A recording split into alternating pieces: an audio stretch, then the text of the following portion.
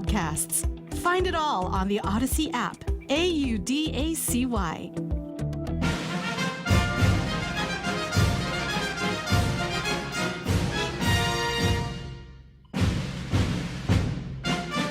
It is 1800 hours and 7 minutes. Time for Veterans with Benefits with your hosts, Anthony Tyron and Corinna Ballista. Half a day. Welcome back. Veterans with Benefits. You're listening to us on The Point. 5 years, Pica's Best. 5 years, Pica's Best. You can call in to 671-888-TALK. You're listening to us on 93.3. As always, we want to thank our sponsors. Ambrose Inc., Hebzibah Family Medical Clinic, American Legion Post 1, Domino's. Nobody knows like Domino's. Dane, we need to meet, Dane. He's going to call you out every week until you meet Dane. The Most Services, veteran-owned, Rob Jackson. He just had a really good podcast. We need to talk about that. Yes. JTC Services, also small business, service-disabled, women, veteran-owned business. Master Blasters, women-owned for all your blasting needs. 11Z's, Grace and Burge. Grace, I didn't see you over the weekend at the mall, but 11Z's. I had the red raspberry tea today, so yummy, and their tuna sandwich. And then the veteran nonprofit organization that we are a part of, HMI. My favorite part, Veteran of the Week. Veteran of the Week is Staff Sergeant Joe Chargaloff Cruz. He honorably served in the United States Army for over 10 years, entering active duty on April 13, 1984, on Guam, and completing his service in October 1994. He is originally from Moleso, Guam. He dedicated his military career to serving his nation with distinction, professionalism, and leadership. Throughout his active duty tenure, Staff Sergeant Cruz served primarily as an infantryman, holding the specialty for over 10 years. His final duty assignment was with the Bravo Company, 5th Battalion, 14th Infantry Regiment, under the United States Army Pacific Command, stationed at Fort Shafter, Hawaii. Staff Sergeant Cruz completed over 6 years of foreign service, reflecting his commitment to global operations and mission readiness. His military career is marked by an array of commendations and badges that underscore his outstanding performance, discipline, and specialized training. His awards and decorations include Army Achievement Medal, 5 awards, Army Commendation Medal, Army Good Conduct Medal, 3 awards, National Defense Service Medal, Non-Commissioned Officer Professional Development Ribbon, 2 awards, Army Service Ribbon, Expert Infantryman Badge, Distinguished Service Identification Badge, and a Ranger Tab. Woohoo!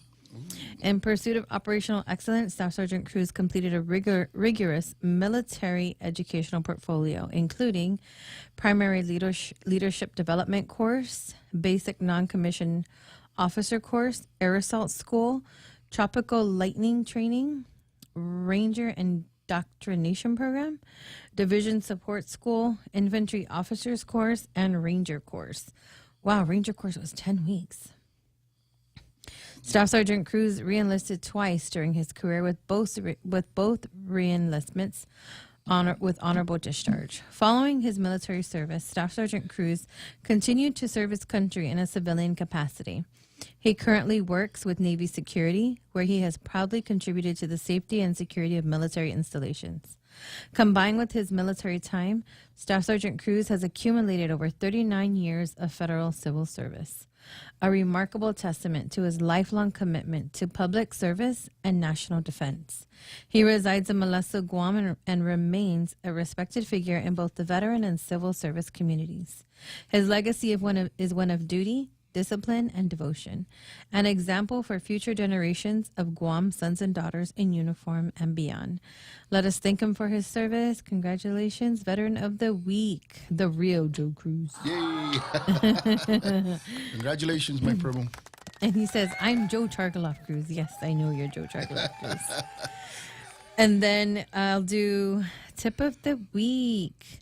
We always share Tip of the Week. You know, we deal with a lot of veterans every week, so we always write down and want to address the questions that were asked. So the most recent one is, how do I know if I'm eligible for VA healthcare benefits? The VA provides health care benefits to eligible veterans, but eligibility is not automatic for everyone who served. Several factors are taken into account when determining your qualification. Here's what you need to know. Basic eligibility criteria. You served in the active military, naval, or air service and were discharged or released under conditions other than dishonorable. If you enlisted after September 7, 1980, or entered active duty after October 16, 1981, you typically must have served 24 continuous months or the full period for which you were called to active duty. There are exceptions that apply. If you were discharged for a service-connected disability, hardship, or early out. National Guard and Reserve members may also qualify if they were activated under federal orders and served the full period. There are 8 priority groups. Priority Group 1, veterans with service-connected disabilities rated 70% or higher, or who received the Medal of Honor. Priority Group 2 to 3, veterans with lower-rated service-connected disabilities, former POWs, or Purple Heart recipients. Priority Group 5, veterans with limited income and net worth, even if they don't have a service-connected condition. Priority 6 to 8 include veterans with specific exposures like Agent Orange, Gulf War era, and those not eligible for higher groups but who meet certain conditions, such as income thresholds and catastrophic disabilities. Other factors that can affect eligibility: service-connected disabilities. Even a 0% rating can qualify you for enrollment. That means one of your conditions that you applied for is rated at 0%. Income and net worth. Low-income veterans may qualify for care even without a service-connected condition. There are special circumstances that can affect eligibility. If you're a former POW or Purple Heart or Medal of Honor recipients, or Vietnam-era veterans exposed to Agent Orange, which is a lot of our local veterans here, Gulf War, OEF, OIF, and OND, which is Operation New Dawn veterans. And then environmental exposures like Camp Lejeune, and veterans with catastrophic disabilities as defined by the VA are generally eligible regardless of income. How do you check? How do you know? And how do you apply? You can apply online, va.gov. You just type in the letters and the numbers, 1010EZ. Apply online if you have a va.gov account, or you can call the VA benefits hotline at 1-877-222-8387, or you can visit the CBOC up in Agana Heights. They're open from 7:30 to 4 p.m. Monday to Friday, except federal holidays. They're still open during the government shutdown. So what should you bring? Bring your DD-214, any VA award letters, or any discharge papers when you're visiting there to help the process faster. So if they see that you are service connected, or if you did serve here on Guam, you were exposed to Agent Orange. And the years for that is July 1962 to July 1980. July 1980 is the cutoff. And then if you also may be eligible for VA healthcare if you served under qualifying conditions. So this is just a summary of what I just said. If you have a service-connected disability, or you meet income or specific health-related requirements, even if you think you don't qualify, head on up there and apply anyway. If you don't have a service connection, if you don't fall into any of those and you make too much money, I think the last time I checked, the income threshold was $62,000. And those that are retired Gov Guam, you still make a lot of money, especially if you're in the old plan, because it takes your income and your spouse's income into account. So if you make too much money and you don't fall into one of those categories, visit HMI's boot camp 47. That will be happening in Jotnia, December 9, 10, 11 at the Jotnia Mayor's office. Ask the mayor, hey, how do I register for this? And we'll see you there. We'll teach you how to apply for your benefits. So that's how you get healthcare with the VA. Did you want to say hello? Yes, I wanted to say hello to Knox and Aaliyah and to my mom. All right. Well, there's a lot of information. Yes, there's so many things our veterans need to, be updated on. And a lot of times we got to repeat this. So, Yes, a lot. it's not just a one and done where you just tell them and everything's automatic, So that's something we got to really work on. I wish it was automatic, but it's something that we have to apply for. Yeah, no. Oh, don't forget Joe Cruz, the real Joe Cruz. You get a pizza over there at Domino's. Woohoo! So Pizza. don't forget to go get it, because if you don't, you just give it to me. I'll eat it. All If you don't right. want it. All right. So, go What ahead. do we got? Go ahead. So, Take its turn. I think so. We get lucky every beginning of the month. Then we get to jump on the podcast. It doesn't air till about a week later, and Oh then yes, that's right. We recorded today. we get to do it again on the radio. So it's kind of a lot of times it feels like it's just a rebroadcast, if you will, or we're doing the show over again, or we're watching it again. And what it seems is like right now there are a lot of things going on, and we don't have a lot of time to really get them out. And the thing that's the most critical at this point is something that we were hoping would have come out. And good job for Senator Sabrina Salas Mentanani for doing the oversight hearing. And that will take place, and we just confirmed again, that will take place on November, is it 13? Yes. Yes, oversight hearings, November 13, Thursday, 9 a.m. So we'll be pushing that out. Right, and it's something that we felt they should have been doing. And earlier in the podcast, we talked a lot about, the OPA report, talking about all these things. But, we couldn't help but to bring up the fact that, a lot of these folks are doing the best that they can. And a lot of times, just because it's the best that you can do, that doesn't always doesn't cut it. You have to talk about it. You have to go and bring it up and talk to somebody and really ask for more help. If the people that are helping you and you couldn't meet the things that you need to get done, then ask for more help, right? Keeping silent and thinking that because, I got this good group of folks helping me and, they're the best right now. If your OPA report comes out saying that you're not fine, then maybe you may want to revisit how much more help you're going to need. So that's something that we really got to pay attention to. And if you haven't heard about the OPA report, it came out a day after the public hearing on Bill 19238. Is that what it is? 192.30, yes. And Yeah. and I before we go any further, I do want to talk about some deadlines that are coming up. Oh, sure. Okay. So the first deadline we have coming up is REITs across America. So the deadline to purchase is November 5th. And some veterans are saying, why so soon? The ceremony is not till December 13, because the wreaths have to be shipped here. So if you're listening and you haven't purchased your wreath for your family members, your veterans resting at the cemetery or any of the cemeteries on the island, the deadline is November 5th. If you need the link, go to REITs Across America and then search HMI or Ihanano Imagahit Anina, or send me a message at 671-682-7631, and I'll send you the link to purchase it. So it's a fundraiser, and our nonprofit organization is one of those organizations that are fundraising for it. So the REITs cost $17, and $5 will go to our organization if you purchase through our link.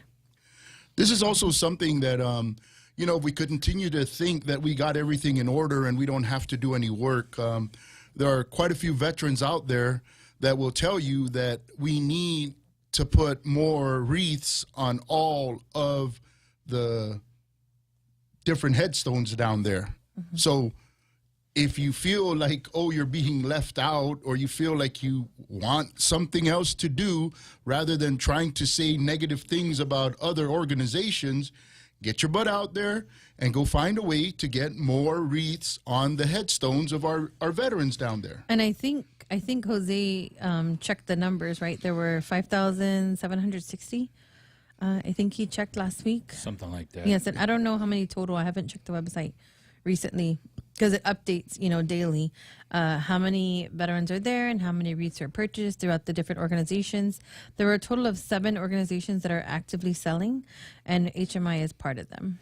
So wreathsacrossamerica.org/GU 0011P. That's our link. So that will take you directly to HMI's webpage to purchase. And if you're receiving grants out there and you can get some of that money to go rather than just paying for people's salaries. I'm not saying people's salaries aren't important. The mission is more important. But if you're so good and skilled at doing something like this, find a way to get money to put these wreaths on these headstones. So that's a mission for our commission. That's a mission for our good director and anybody else out there that's listening. So when you're putting this bill together, maybe this is another thing we can add to the list of what we need. And I'm sorry that it's coming up today, but we had many, many, many years to be working on this, and we've only now started to ask for it, but at least we're asking for it. So maybe we include that in the to-do list and try to figure out a way to get that taken care of. And until we can get that done, we're going to keep asking for more money. So if you are one of the folks that are assigned to give us money, or if you are people that want to give veterans money, thank you for your service can equate to, hey, put a wreath on the headstone. Take care of our 5K, take care of our gala. Those are coming up. So the next deadline is our 4th annual 5K. That's Sunday, November 9, Chamorro Village. Showtime is 4 p.m. Go time 5 p.m. 5 p.m. If you can see behind me, this is the Perpetual Cup. We got this today from Mr. Gumabon. I don't know his rank, but I think his name is James Gumabon. Thank you for dropping it to us. We were recording live our podcast, and our producer, he went outside to get it, and he says, "Man, that thing's heavy." And so I guess he was trying to joke with Mr. Gumabon, but he was so serious. But thank you, Mr. Gumabon, for dropping this to us. But what he said was, "Oh, you want to borrow it?" I said, "Yes, can we borrow it?" So they plan on defending their title this Sunday. I don't think anybody's going to go after it. The Marines, they're not capable of beating the Guam Army Guard. Come on. This is the Guam Army National Guard. Who's going to beat them? Air Force? I hope people are listening to this. The Navy? The Air Guard? Where's the Admiral right now? To the challenge. Somebody get a hold of the Admiral. To the challenge. I already sent it to Gene. I like that. I like that music. I sent it to Gene already. And here's the thing, right? Marines running, physical, being in good shape. Who's going to beat a Marine? Definitely not the Army National Guard, but I think they beat him last year. They did. Right. So, So who's really the real, So the Guam Army force. National Guard did beat Camp Blas. Colonel Gouveia ran it. But yes. And they won. The Army National Guard won by a few points. But to have your commander running, good on him. Hey, that they get points for that for sure, right? I've already sent it to the Air Force. Yeah. So Admiral Lasky and Admiral Midas, you better suit up and beat these young fellows. I'm gonna send it to Mr. Who's the senior enlisted leader? We know him. Sergeant Major Milam. Yes, so we're gonna send it to you. So that is behind us. You see all the services in the bottom, and the back is the code of conduct, and then we have our logo, and then right now they plan to defend it. So that's good. And if you're worried about the shutdown, this will be a really good way for you to start working on your benefits, because if the shutdown continues and you get out of the service, guess what you're going to become? You're going to become a veteran. So that means you're going to be needing to do these things. So you should be running in these events, because these events are designed to care for you once you get out. Because whether you choose to believe it or not, you are a future veteran if you aren't already a veteran. Right. So get out there and help. I shouldn't be asking any of these military services out here to come out and do something like this. If I have to keep asking, that tells me that they're not paying attention, which means they're probably not ready for any kind of combat activity. So if you're not listening to me and none of your people are listening and they're not getting this to you, all you generals out there, I can get you at attention somewhere. I don't know where, though, but we'll figure it out. But get out here and fight for this thing. And the next thing we want to talk about is our gala. Our third annual Veterans Gala is on November 15 at Dusitani. We've already sold a lot of tables, and we've already sold a lot of individual tickets. So please get your ticket before it sells out. Last year, we did sell out. And I think the first year we sold out, too. We've sold out from the beginning. And Right. by the way, this is the only Veterans Gala that's ever been done. So this is historical. You will continue to come to this gala, and you're a veteran. And it's your only gala that you get on this island. So we really should be looking at support from all the way at the top, if you know what I mean, right? Shouldn't we be getting the congressman there? Shouldn't we be getting the governor and lieutenant governor to be out supporting such an event, right? The senators. If I recall, an election is coming up. What better way to find and help your veterans by showing up to this gala? I've Come support invited them. all of the senators. Wait a I've minute. You invited them? The governor, lieutenant governor, congressman, all the senators, all the mayors. They've all been invited. That's right. And I called them out last week, right? You did. Yes. If you are a mayor, instead of, telling the people, sorry, we didn't pick you, we picked Mr. Cruz instead, right, for Veteran of the Year, right? Get the table, have them all sit down so that they can all be happy and that you can appreciate them. Yes. And so the next thing that we did want to talk about, which has been unfortunately postponed, was the congressman's veteran outreach that was supposed to happen November 7 to 9 at a Ganya Shopping Center. So it's been postponed to the first week of December. And so they sent us an email, checked if we still wanted to participate. And I said, we will participate any day and any time because the veterans deserve the best. Anytime, any place. Yes, that's what I said. Whoa. Just to keep us updated, on when they're going to reschedule it so we can be there. And this is such a great thing, right?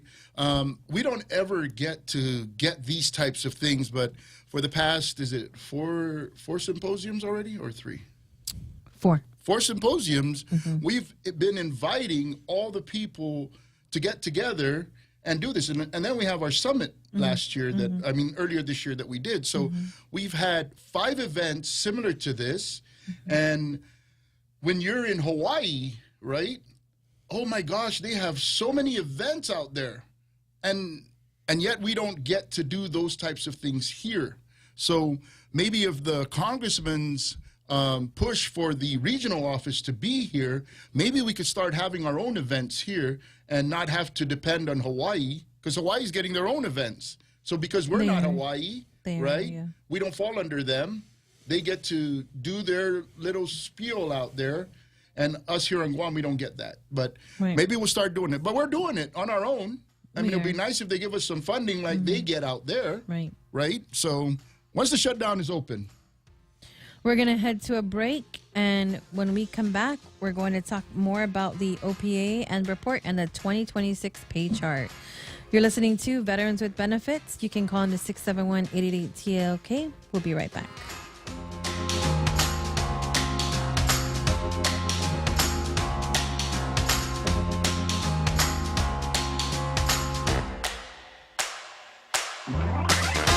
For all your real estate needs, call the professionals at Hoffaday Realty. Jody, Saran, Libby, and Lolita, and they'll take care of you on every step of the real estate process. No worries. Just contact Hoffaday Realty at 588-4232 or 588-HOFFA or email them at hoffadayrealty@gmail.com. They're at 426 Challenge San Antonio, Suite 204 in Tamuning. Open Monday through Friday, 10 to 4. Hoffaday Realty for all your real estate needs. Need publicity for your big events? We've got a great feature on the Points website to help you get your happening noticed for free. Just go to thepoint.gu and look for the community button. Click on submit your event and then fill in the blanks. You can even upload your flyer. Once we approve it, it'll show up on all Choice Broadcasting websites. Did I say it was free? From 5Ks to car washes, lunch plates, fundraisers, whatever. Let us help you get the word out. Free! Get started on thepoint.gu.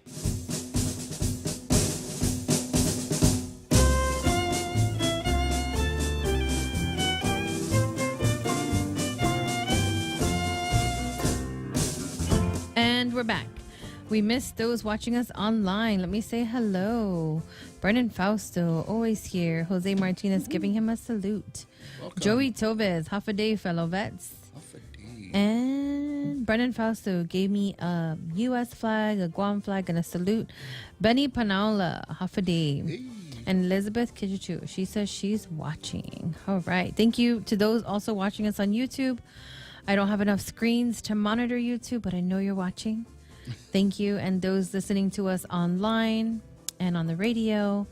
We always hear people, telling us, hey, we heard you on the radio. And we also have the podcast. So if people say they're not getting enough information about veterans, or you're hiding under a rock, because I think we're there. I think we're out there. I think we're doing a good job in, spreading the news, sharing all the good things for veterans, keeping you up to date. And if we're not doing a good job, let us know. If there's something you want to know about, send us a message and, we'll talk about it. We'll address it. I know we do Veteran of the Week every week, but there's just so much information for veterans. So much information, so many things that veterans don't know. And that's unfortunate. Like Anthony said earlier before the break, there's outreach events happening in Hawaii for veterans, but not here on Guam. And why do we have to beg for that? We're veterans too. It doesn't matter where we're at. Which brings us to the next event that's going to happen is the Veterans Day event, 11 a.m. at EPAL. And that will be, remember the Wounded Warrior shirt that we kept pushing? Yeah. So it's part of the event because the Guam Hogs organized a Wounded Warrior ride. Mm-hmm. So they're going to start different locations. They're going to stop in, they're going to do the poker run. And then it's gonna, I don't know if EPAL is one of the stops. We're meeting on November 6th to find out where the stops are at. But it's a poker run and EPAL is part of the stop. And then all of those that were nominated by nonprofit organizations, mayors, military branches, and I think GovGuam agencies for Veteran of the Year will be on stage to accept their award. So this is the Veterans Day ceremony sponsored by the Governor, Lieutenant Governor, and with the Guam Office of Veteran Affairs. And it'll be Tuesday, November 11th at 11 a.m. at EPAL. So be early. We thought we were early last year and there were no seats. So if you were nominated or someone that was nominated, come out and support the veteran. It's a really good ceremony. That's November 11 a.m. EPAL. And then I did want to talk about, All Souls Day. Yes. Blessed All Souls Day. A lot of different... May the souls of the departed rest in peace on this All Souls Day. Yes. And by the way, the what they did today that when they went down to honor their loved ones is not the same as what's going to be happening in December, right? So those wreaths are not for today; they're for December. Right. Yeah. Okay. Right. Just so that we don't get the people confused about it. Mm-hmm. Right. So that was the other event that was going on. There's just so many things going on. And then I think we were asked earlier, wasn't November proclaimed Year of the Month? No. Veteran Month of the Veteran. Month of the Veteran. Not sure what's happening, but I know HMI is going to have a 5K and a gala. Mm-hmm. And the Veteran Day, November 11th, is happening. And then we have the oversight hearing. So I hope veterans show up to all of these. And you're still doing, there's not going to be a boot camp this month. No boot camp this month. We will have one December 9 to 11, Jotnia Mayor's office. That's boot camp 47. And you're still doing your chatting with coach. Yes. This is where we get the veterans to come there and own their claim and take charge of their claim. Is that correct? Yes. And a lot of these veterans don't have any place to go, right? So if you're listening again and you are the GOVA director or you are the people in charge of the commission, right? Our veterans, some of them do not, again, they do not have the technology required for them to work on their own claim. And yes, they can work on their own claim. VSOs are not the only people that can work on the claims for veterans. Veterans are allowed to work on their own claim. So let's get that clear once and for all. So you do not need a VSO to file your claim. You do not need your DD-214 to file your claim. So if you are a veteran out there, get a va.gov account, go online, get a form, fill it out, fax it in, turn it in. You're a veteran, you want your benefits, do something. If you want to learn a little bit more, come to our boot camp. If you need some medical evidence to put in there, come to the chatting with a coach. There's going to be a doctor there. So we'll help you, guide you with some of the things that we know. You're doing your claim, whether you want to believe it or not. You will not wait for months before somebody can see you. That's part of what the OPA report was talking about. But if that's going to be the case, we need for them to talk about letting the veteran do this on their own, because that's something that will help them. All right. We'll talk about that after our next break. But what I wanted to talk about is the 2026 pay basic rates, disability compensation 2026. So based on the 2.8% increase cost of living allowance, it will be reflected on the December 31st, 2025 pay, so which will be January 2026. So the rates went up by 2.8%. So veteran with 10%, no dependents. I'm just going to read the no dependents because this is a huge chart. So 10% is $180.43. 20%, this is just veteran, remember, not married, just single veteran. 20% is $356.67. 30%, $552.47. 40%, $795.84. 50%, $1,132.89.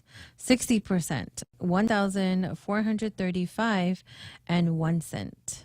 70%, $1,808.44.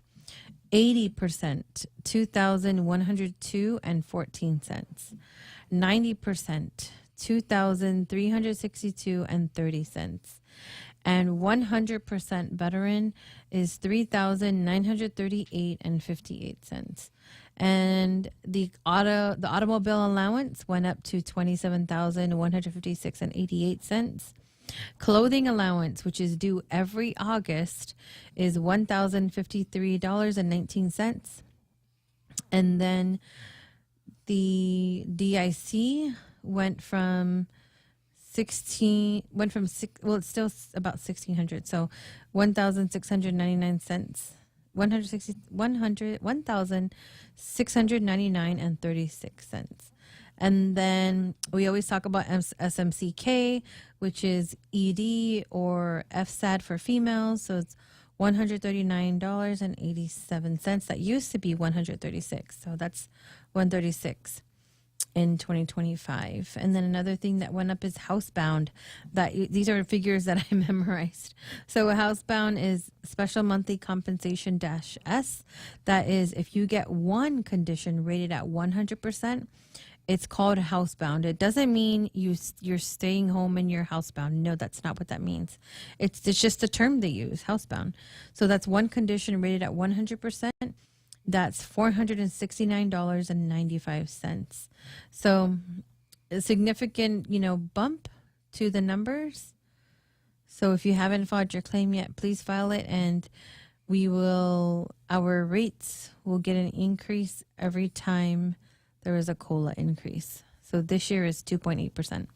And this money really helps veterans. Really? But how do they get it? Especially during a shutdown. But how do they get it?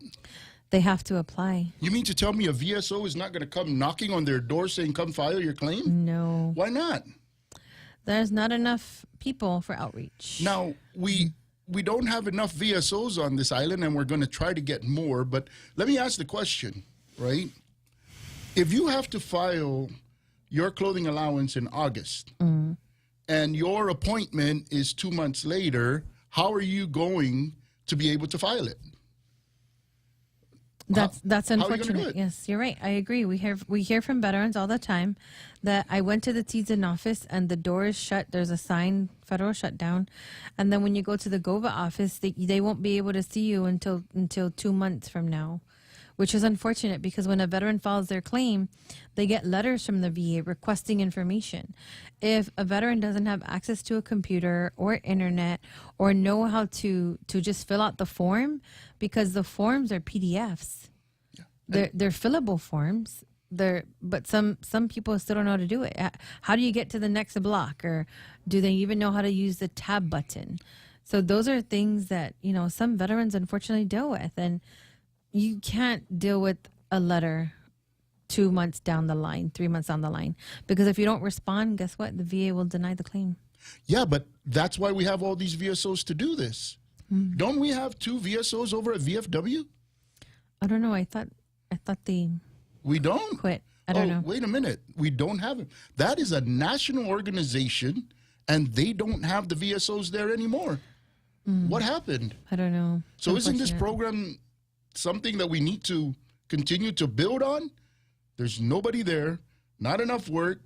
It's hard for them to do these things. We want to build upon this program. It is the program that's there, but it takes us so long to get these people on board. Why don't we tell the veteran to do it? Let the veteran file it. Right. Uncle Johnny, oh no. He says buenas. And then he says the first 3 pages of the OPA report indicate the total failure of the commission and the administration. Totally unacceptable. Exclamation point. Wow. We need to read the we need to read, I think we talked about it on the podcast, but like we said, we never have enough time.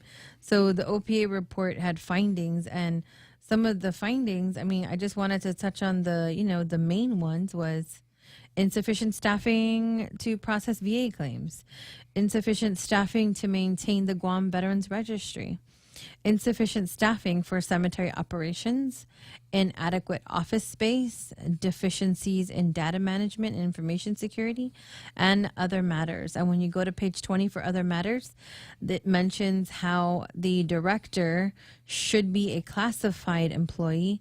However, he is appointed by the governor. So it also suggested that more studies need to be done on that process. And all of these things that they're talking about in that OPA report affect veterans. And a lot of these veterans fall into organizations. And these organizations are supposed to be led by the commission. Now, if the commission doesn't even know these reports exist, or they couldn't even go there and determine what the problems are, maybe they're trying to either match these problems, or they're not looking. They're not doing their job. If you are part of the commission, go and find this information out. Your job is not just to sit around and, pull each other's, fingers and say, hey, what's going on over there? Hey, hi, everything's fine. It's not fine. You're having meetings as a commission, and this is the OPA report. They were on the commission meeting this last Friday. They brought nothing up about this OPA report. What are they worried about in the commission? They should have come out and talked about what they thought about this. They didn't even discuss that, hey, we're going to get together and do a release. Let's talk about this, vote on it. Should we put out a release? What are we going to do? Apparently, what they all decided to do when they went for the public hearing didn't really matter. It means that they're not doing what they're supposed to. They do not know. They have no clue. We could have had these informations in that public hearing talking about what we need, but that's not what we did. No. Maybe we need a referendum that is going to tell once and for all the people of Guam and the veterans to say, hey, we need to put this together and stop pretending that we're helping these veterans. License plates are not the same as a medical facility, and it's not the same as a state veterans home or the services that are basic. We need that. And we're going to talk more about that when we return from our break. You're listening to Veterans with Benefits on 93.3. We'll be right back.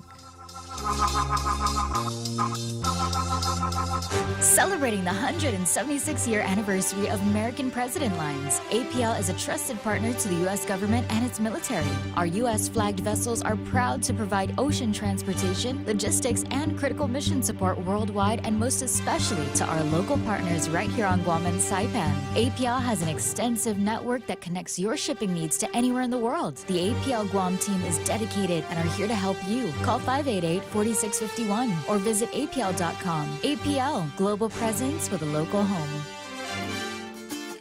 Hungry for that Chamorro food you love?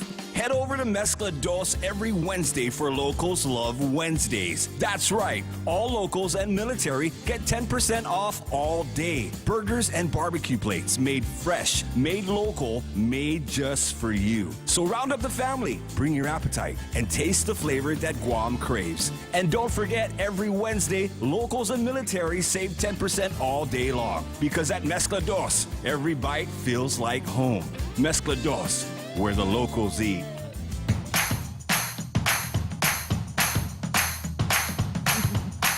And we're back. We have a caller. Let's take the caller.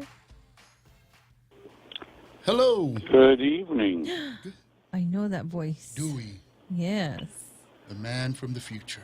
A very simple answer is we need to go back to the legislature referencing the OPA report and ask for another hearing to address the issues in the report. I'm pretty sure that our advocates there will take care of us. Oh, wow. It sounds like you have been talking to people behind the scenes. Well, and also, I mean, the fact the report wasn't issued and it's got so many items in it, it seems extremely crucial that we get another hearing in the next month or so and address the issues in it. Well, and what I wanted to say about that, right, Bob, is that I know that HMI had turned in a grant request for GITA, and I know GITA didn't mean this, but they gave money to dogs instead of veterans. Okay, so that's one. I know that we sent money, reports of how they can spend some of the money to help with what they need with veteran services and have HMI do the outreach. And I understand that we submitted that report to the governor's office. We submitted that to the last legislature. So it's not like we haven't been asking to help them. And even without any of their support and funding, the people that are helping HMI continue to do what they're doing are the veterans. And that is super embarrassing. If we as a government and we as leaders aren't finding ways to give money to take care of our veterans, we should be ashamed of ourselves. And of course, our good sponsors help us too.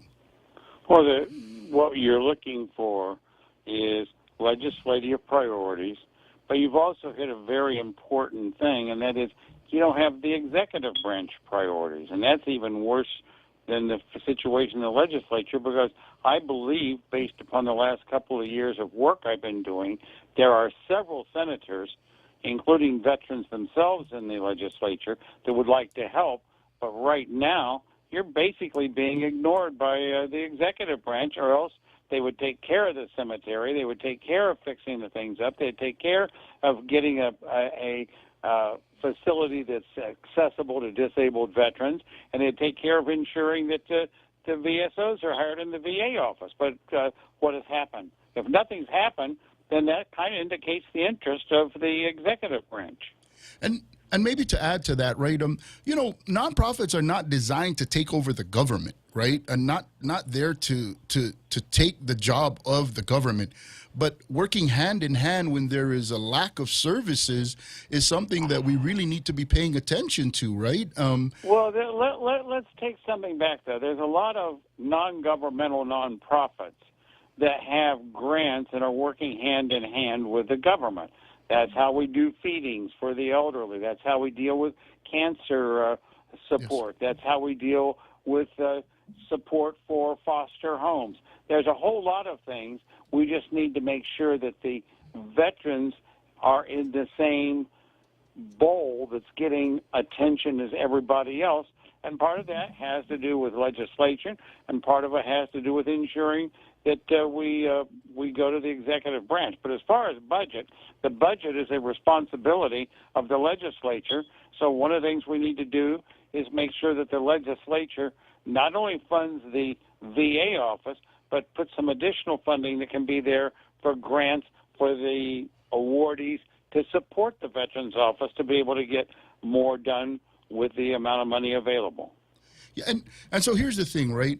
Right now, our understanding is this. Bill 19238 is something that's going to be put in that's going to give power to the commission to tell the GOVA director what to do, okay? Now, the big challenge with that is they're giving us something to do they're giving us power to tell somebody to do something with absolutely nothing. So of what value would it be for us to have that commission tell the GOVA director what to do when he doesn't have resources, personnel? There is nothing there that we will tell him that he's going to be able to affect without any funding. Well, wait a minute. The legislature should not be giving an unfunded responsibility to the GOVA office. But there's also one more thing. The GOVA office, in this point, and I'm still not sure we're going to get that, has to be accountable to the commission. Because if you tell the GOVA office, these are our priorities, and they just sit there and nothing gets done, then what good is really that without the accountability? So you're correct. The legislature needs to make resources, but there has to be accountability also. Man, thank you for that, Bob. You know, you make me feel good by saying I'm correct. That's rarely ever happened to me. Well, I need to guide you a little bit more on the use of military hospitals in Guam for veterans, but we'll get there. Well, and by the way, that is one of the things that we brought up. And, you know, I am leaning a little bit more to what you were saying, understanding that hospitals are not generally designed to make a profit, and they're usually not easily put together. So I'm starting to catch up. I'm now starting to say medical facility, but I got to help our veterans understand what that means. Well, one thing it can mean is getting a wing and staffing at the current hospital to take care of the veterans and have additional space. Yeah, and here's the thing. We need to just start doing it, right? And this is where we start talking about why is it that we're saying that, hey, this is happening, that's not happening, there's no funding. Let's get this together once and for all. If it's difficult for the legislature to push things through on an amendment because it's so hard to send something comprehensive through, well, let's send something in that's going to be talking about, let's put a referendum, something really good together that's going to say, hey, let's get all these things, let's get funding, let's talk about it, let's put it together, craft it well, and let's get the people to vote on it. And you've already mentioned to me that you don't believe. You already mentioned to me that you don't believe. We can't get referendums passed very easily on Guam. Yes. Because if you put this out and you have 40% of the people vote yes and 20% of the people vote no, your referendum just failed because those who didn't vote count as a no. And that's good. You know why? Because they got to give us something. And then we're going to learn. What are they going to give you? And this is more of a policy issue that we need to go to the legislature and deal with our committees on. Well, and here's my thought. You can keep waiting for all these processes to get through the legislature. Okay? That's on you. On my end, what I'd like is to get it comprehensively put together, and you're saying we're going to fail on a referendum. I'd like to challenge that notion, and I'd like to call all our veterans and all the voting population out there to come out and really vote on that referendum on what the veterans want. And I'd like to see truly, do we have the numbers? Do we have veterans, and do we have people that want to support veterans? Because thank you for your service is not putting a state veterans home here, is not putting our medical facility here, and is definitely not putting the resources down at the GOVA office that the director needs. Right now, we're getting ready to go into an election season in a few months. Very good. We need to concentrate on pushing the people running for the legislature and the executive branch to take care of veterans. That's where we'll get the power. And I'm for that. But I'm also for the fact that we've been waiting for years last time I checked, they gave us a license plate, Bob. If that's what is going to take care of our veterans is a license plate, I beg to differ. I think we need to get our veterans what they. If we could stop the veterans from asking for all these things, then I think we may have been coming close to what we're trying to do. But if they continue to ask and tell people, give me this, give me that, we're not taking care of them. Well, we're getting close to the show ending. I would just finish and say you need to push the legislature and the new people running for governor to be able to get this done. You say it hasn't been done, but that's partly because we have not been effective as veterans, because right now the veterans are not in an organized situation. We have multiple organizations, and right now we really don't pull together. And unless we all focus to get the same thing done, I don't think we're going to achieve anything. Well, that's because there are a lot of people that are in the commission that think they have power, and they're really not doing anything. To me, they just attend meetings to attend meetings at the commission. Well, we need people who are going to advocate at the legislature now. Well, they wouldn't let me Which into we the can do. commission. They wouldn't let me in. And man, Bob, you really make some really good points, and you and I often don't disagree, right? And me hearing you really talk about this today, really, I don't know. Are you running for office? Nope. I was getting a little worried there, but those But were I have great some friends work. who are, including some veterans. Awesome. We need to make sure they carry the torch for us, and we need to not only ask them to do it, but we need to be there to help them do it. That's the other part. What have Yes. we done to help our senators get this through and take care of us? Well, and I think we're starting to do that, like you said, by coming together. And there's going to be some pain along the way, but it's going to get better. Good things are coming. Okay. All right. I will Thanks, get Bob. off so you can wrap up the show properly. All right. Awesome. Thank Thanks, you. Bob. Bye-bye. Bye. That was awesome. Yes. All right. So, as we said there earlier, good things are coming. Remember, if you're not part of the solution, you are part of the problem. All right. That's our show. We'll see you guys all next week. Thank you, everyone. Thank you.